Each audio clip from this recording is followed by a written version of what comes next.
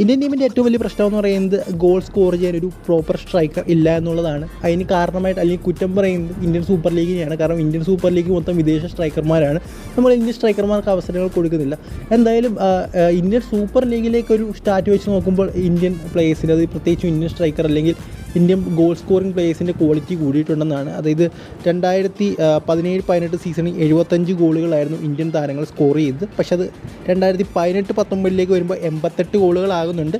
2021-22 വരുമ്പോൾ 119 ഗോളുകളും 2022-23 സീസണിൽ 121 ഗോളുകളും ഇക്കഴിഞ്ഞ സീസൺ 2023-24 സീസണിൽ 134 ഗോളുകളുമാണ് പിറന്നിരിക്കുന്നത്.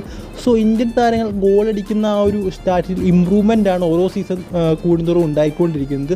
സോ എനിക്ക് തോന്നുന്നു വളരെ പെട്ടെന്ന് തന്നെ സുനിൽ ഛത്രിയോട് പകരക്കാരൻ ഉറപ്പായിട്ടും വന്നിരിക്കുമെന്ന്. അടുത്ത അപ്ഡേറ്റ് എന്ന് പറയുന്നത് നിക് മോണ്ടഗ്മോറുമായിട്ട് ബന്ധപ്പെട്ടുള്ളൊരു അപ്ഡേറ്റ് ആണ്. അത് നമുക്കെല്ലാവർക്കും അറിയാം. ഇപ്പോൾ പുറത്തേക്ക് വന്നൊരു ന്യൂസാണ്. നിക് മോണ്ടഗ്മോർ ആയിരിക്കും കേരള ബ്ലാസ്റ്റേഴ്സിൻ്റെ പുതിയ പരിശീലകൻ. ആ ഒരു കോച്ചിനെ ഇപ്പോൾ കേരള ബ്ലാസ്റ്റേഴ്സ് സൈൻ ചെയ്തു. അത്തരത്തിലുള്ള റൂമറുകളൊക്കെ പുറത്തേക്ക് വന്നിരുന്നു. പക്ഷേ നമുക്ക് കുറച്ച് നേരം മുമ്പേ അറിയാൻ സാധിച്ചിരിക്കുന്നത് അങ്ങനെയൊന്നും അല്ല. നിക് മോണ്ടഗ്മോറെ ഒന്നും കേരള ബ്ലാസ്റ്റേഴ്സ് സൈൻ ചെയ്തിട്ടില്ല. ഇതുവരെ ഒരു കോച്ചിനെ കേരള ബ്ലാസ്റ്റേഴ്സ് ഫൈനലൈസ് ആക്കിയിട്ടില്ലെന്നാണ്. എന്തായാലും രണ്ട് തരത്തിലുള്ള ന്യൂസുകൾ വരുന്നുണ്ട്. അതായത് കോച്ചിനെ സൈൻ ചെയ്തു എന്ന തരത്തിലും, അതുപോലെ തന്നെ കോച്ചിനെ സൈൻ ചെയ്തില്ല, ആ ഒരു കോച്ച് നിക് മോണ്ടഗ്മോർ അല്ല എന്ന തരത്തിലും വരുന്നുണ്ട്. എന്തായാലും ഇതിൽ എനിക്ക് തോന്നുന്നു കോച്ചിനെ സൈൻ ചെയ്തിട്ടുണ്ടെന്നാണ് തോന്നുന്നത്. ബട്ട് നിക് മോണ്ടഗ്മോർ എന്നൊരു പേര് ആയിരിക്കില്ല എന്നാണ് എനിക്ക് തോന്നുന്നത്. കാരണം അതിൻ്റെ പാസ്റ്റ് പെർഫോമൻസ് അത്ര മികച്ചൊന്നും അല്ല. പിന്നെ നമുക്കറിയാം കരോളിൻസ് കിങ്സ് കൊണ്ടുവരുന്ന കോച്ചസ് ഒന്നും പാസ്റ്റ് പെർഫോമൻസ് അത്ര മികച്ചതായിരിക്കില്ല. കാരണം അദ്ദേഹം എനിക്ക് തോന്നുന്നു സുഡുവയുടെ കോച്ചല്ല, ടെക്നിക്കൽ ഡയറക്ടറായിരുന്ന സമയത്തും അദ്ദേഹം കൊണ്ടുവന്ന ആ ഒരു കോച്ച് അത്ര ഭയങ്കര കോച്ചൊന്നും അല്ലായിരുന്നു. അതിൻ്റെ പാസ്റ്റ് ഹിസ്റ്ററി എന്ന് പറയുന്നത്. പക്ഷേ അദ്ദേഹം ആ ഒരു സുഡുവ എന്ന് പറയുന്ന ടീമിലേക്ക് വരികയും വേറെ ലെവൽ പെർഫോമൻസ് കാഴ്ചവെക്കുകയായിരുന്നു.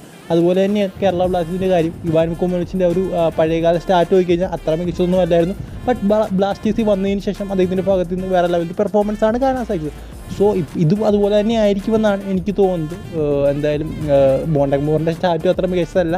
സോ നമുക്ക് നോക്കാം എന്താണ് സംഭവിക്കാൻ പോകുന്നതെന്ന്.